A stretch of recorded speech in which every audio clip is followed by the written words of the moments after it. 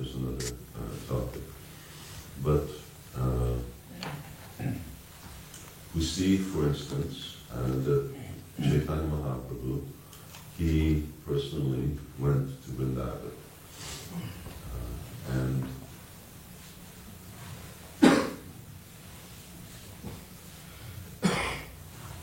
15, 13, I think so, something like that, 15, 13, 15. Chaitanya Mahaprabhu went to Vrindavan. And when he went to Vrindavan,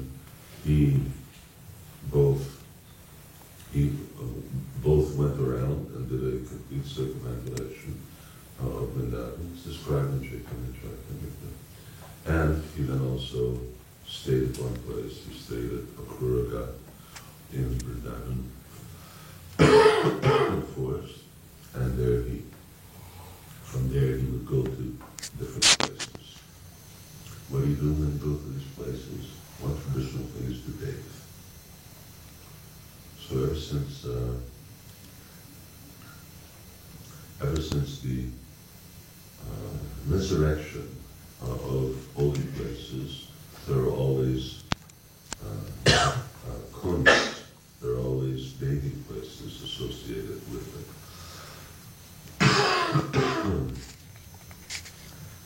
Those bathing places are either symbolic or they're actually the representation of original lakes and places where Krishna came from.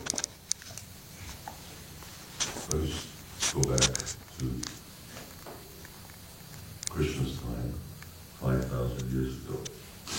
When Krishna was here 5,000 years ago, he brought with him the spiritual world.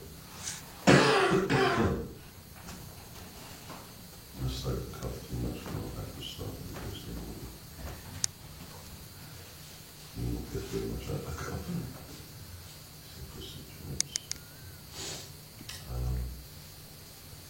When Krishna came 5,000 years ago, he brought the spiritual world. In reading Srimad Bhagavatam, other books of the Acharyas, you get a picture of actually what Vrindavan looked like 5,000 years ago. Shuntamani, Karasodhan, Shukalpa, Viksha, the trees were all divine trees. The ground was all cut stone. Beautiful palatial buildings everywhere that were all made of marble. Marble is just, that was like, they used marble like we use cement. And then the walls were all decorated with jewels and diamonds and precious stones and so on. The barns of Nanda Maharaj, the barns where the cows stayed, they were made with sapphire and emerald and rubies, and this was all like the pillars and so on. They used foam, but this is it's some kind of plastic or plastic.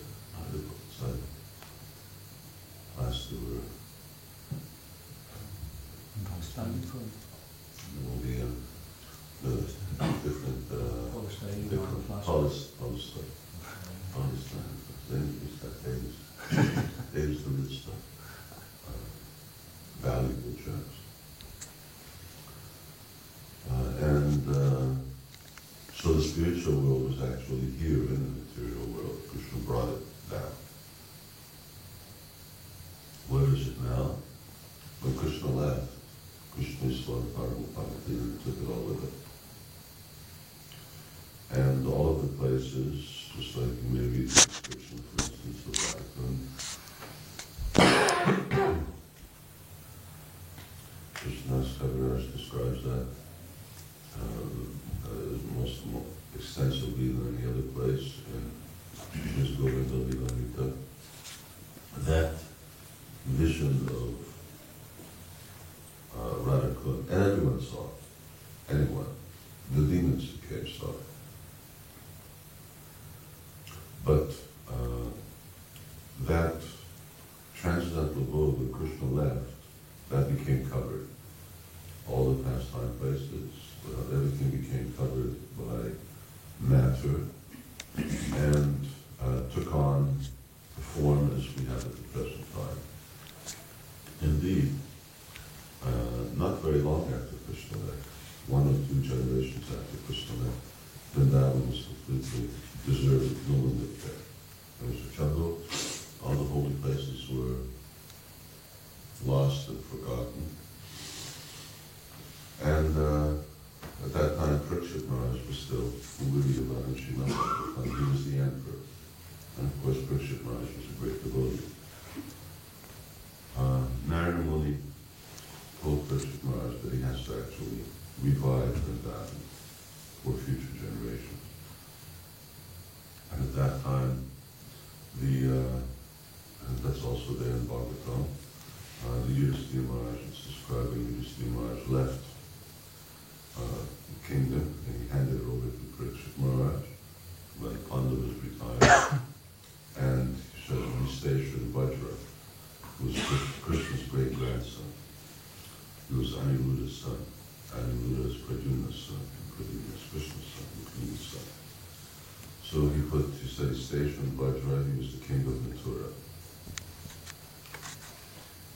So on one occasion, Parikshit Maharaj came to Mathura and he told Vajra that Narada Muni gave me this instruction that we need to actually re-establish Vrindavan. And Vajra said, it's a good thing because I have this kingdom and a certain part of it that's like a no man's land, there's no one living there. What kind of kingdom is it? I don't have anyone living there. He's referring to Vrindavan because it's immediately all around Mathura. So they called on Sandilya Muni. There's also a book, Sandilya Bhakti Shastras. Just like there's Narada Bhakti Shastra Sutra, so there's Sandilya Bhakti Sutra. He was a Vaishnava, like Narada Muni, but not as well known. And Sandilya Rishi, he lived in Vrindavan. So they went and requested him to come to the court. And he came, and they explained the situation. So he's the one who first took Vajra and Parikshit Maharaj and showed them all the places of Krishna's pastimes, where everything happened. When no one knew about it, it was all gone. It didn't take long. That was 5,000 years ago. Just within a matter of a few years, everyone had forgotten. Why? Because when Krishna left, he took all the Vrajavasis back to Godhead, so that all of a sudden there was no one there. Not only were there no humans, there weren't even any animals. So, and interestingly enough, there were only a few people left who also knew what Krishna looked like by that time. One of them was Uttara, Parikshit Maharaj's mother. And when she gave instructions on which deities, how they actually resembled and looked like Krishna. So, Vajra, Parikshit Maharaj was left it to him, and he told him whatever money you need, just let me know, and the treasury's open. So it was a whole